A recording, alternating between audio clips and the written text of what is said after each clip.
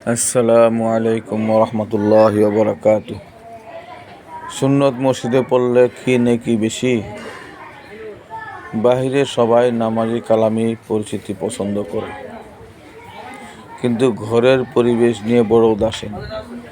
তাই তো বহুত নামাজিদের সন্তান সন্ততি নামাজের ধারে কাছে নেই। এ নিয়ে গৃহকর্তার মাথা ব্যথাও নেই। এটা স্বতঃসিদ্ধ কথা যে ঘরই বাচ্চাদের প্রাথমিক। ঘর ঠিক, সন্তান ঠিক। হ্যাঁ, এটা ঠিক যে অনেক ঘর ঠিক থাকার পরও সন্তান বেঠিক, কারণ সে ঘরের সন্তান ঘরের চেয়ে কোনো না কোনো কারণে বাইরের দিকে মনোযোগ বেশি। দ্বিতীয়ত, এটা ব্যতিক্রম। তাই নবীজি সাল্লাল্লাহু আলাইহি সাল্লাম বলে গেছেন, ঘরকে কবর বানিয়ে ফেলো না, তিলাওয়াত নামাজ দ্বারা উজ্জীবিত রেখো।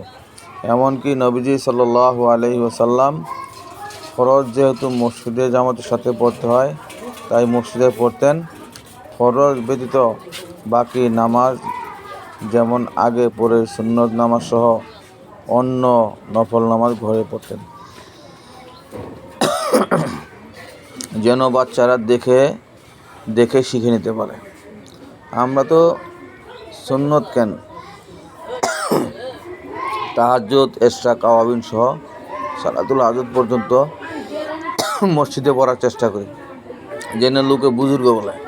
এই জন্যে মুয়াজ্জিনের উপর চড়াও হতে দ্বিধা করি না। কেন মসজিদ বন্ধ করলো বা বন্ধ করার এত তাড়াহুড়া কেন? আপনার বুঝতে একটু কষ্ট হবে, কারণ আপনি এসেছেন 2 মিনিট আগে। বেচারা মুয়াজ্জিন আধা ঘন্টা আগে আজান দিয়ে আপনার প্রহর গুনছে। তাছাড়া আপনার বকুনির ভয়ে না জানি আরও কত পূর্বে রাত জেগে বসে আছে, পাশে আজান দিতে দেরি হয়ে যায়। ইমাম সাহেব কেন সুন্নত পড়ার সময় দিলেন না, এ নিয়েও শোরগোল কম না।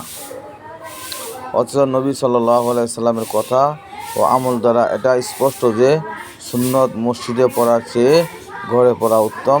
এমনকি 25 গুণ সব বেশি পাওয়ার আশা করা যায়। আল্লাহ সুবহানাহু ওয়া তাআলা আমাদেরকে বুঝার আমল করার তৌফিক নসিব করুন।